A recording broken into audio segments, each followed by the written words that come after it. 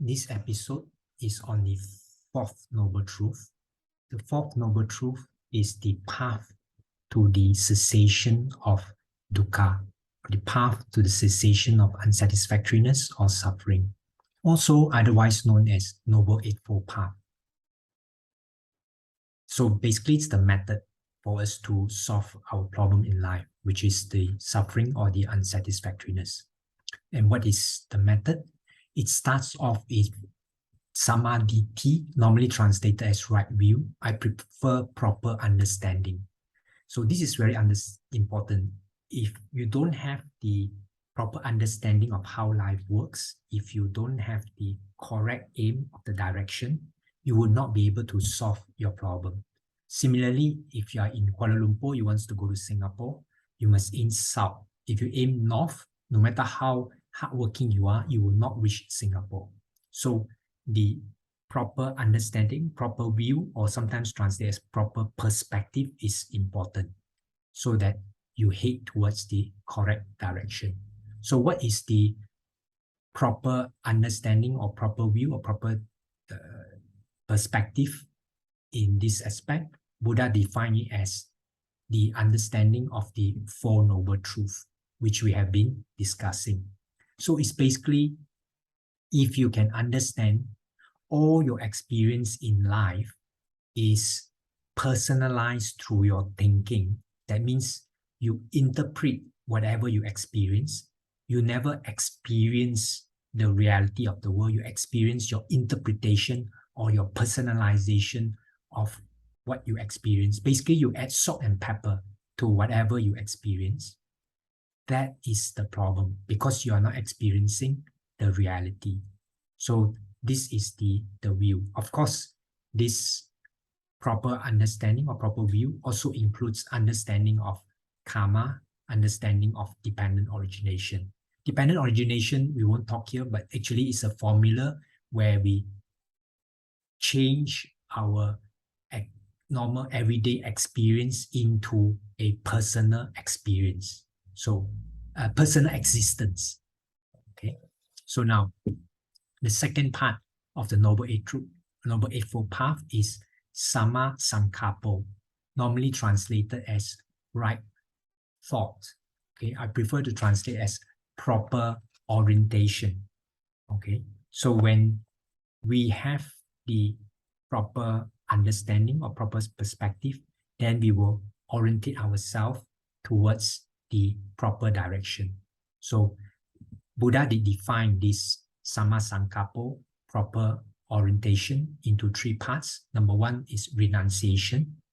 This renunciation is not becoming monks and nuns. This renunciation is able to not hold on to things, not hold on to things includes views, opinions, ideas. When we can see that those are not fact, they are just our viewpoint, easier for us to hold on, not to hold on.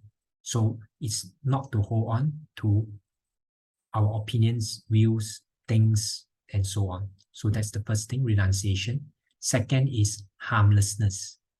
If we can see that all our reality is created by our stories, by our thinking, which I say we add salt and pepper, then we wouldn't harm other people, because the world that we experience is actually a creation of our thoughts. What we experience is creation of our thoughts. There is a world out there, but we don't experience it. We experience the thinking of the world. So when we can see that, we won't harm other people out there.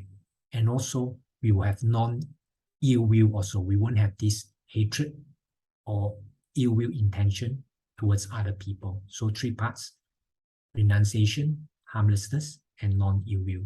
This is the second part of the Noble Eightfold Path, Sama Sankappo, which is proper orientation.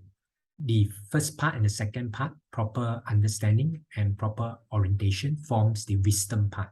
So Buddhism actually starts with wisdom. If you have wisdom to guide you, then only you can reach the correct aim, to be free from all suffering, free from all unsatisfactoriness. So when you have this correct wisdom, then now you apply it to all your behavior in life. So the next part has 3 parts, which is proper speech, proper action, and proper livelihood, or Bhante Punyaji translates as proper lifestyle. Okay, so now when you have the correct view, your speech, you wouldn't tell lies, you wouldn't slander other people, you wouldn't have harsh speech against other people, and you wouldn't gossip about other people, because you know that the world you experience is personalized by you. That's on proper speech or right speech. Then on proper action, you wouldn't kill, you wouldn't steal, you wouldn't commit sexual misconduct, and you wouldn't take intoxicants. When you again understand that the world you're living is personalized by your thoughts. Okay, so in fact, you would start to take care of people's life, give generously. You would also be faithful to your partners, to people that you love, and also you will have mindfulness, which is the opposite of the actions not to be taken.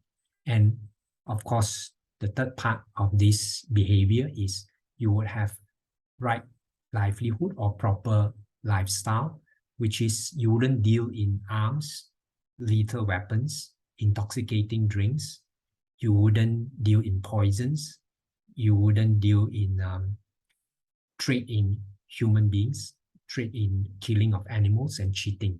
So this comes naturally when you can see that the whole world is being formed through your personalization of your reality.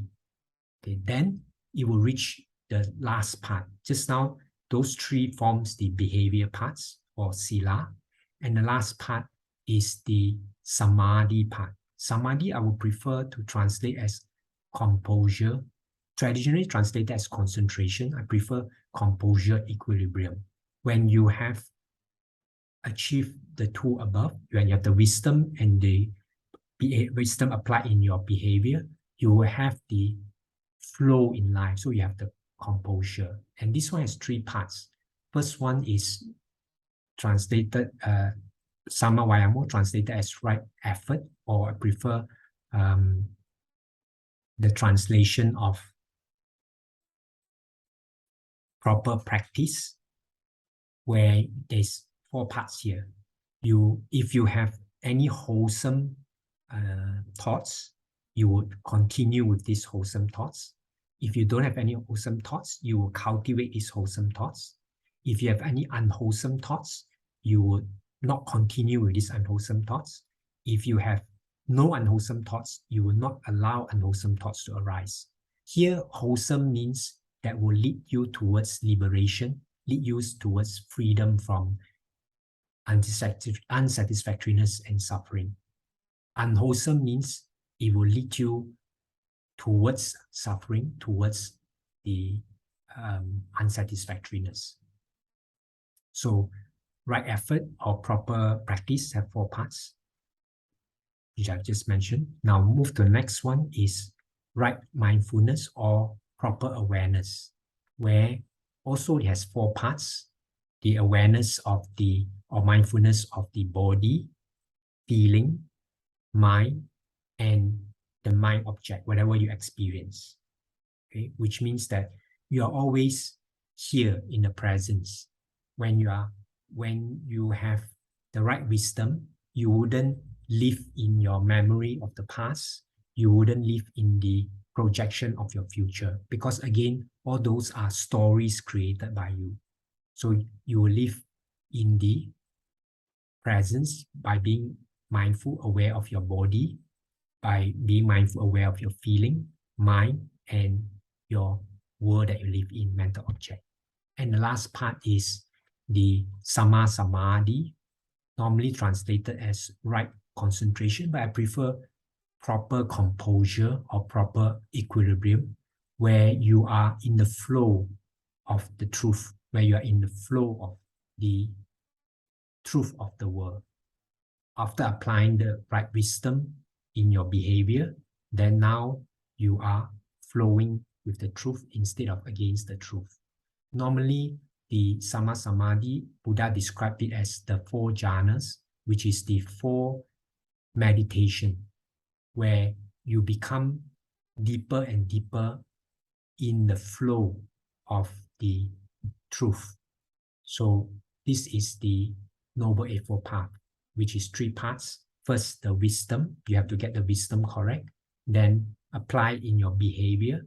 And finally, you become in the flow, become one with the truth. So this is the end of the Noble Eightfold Path.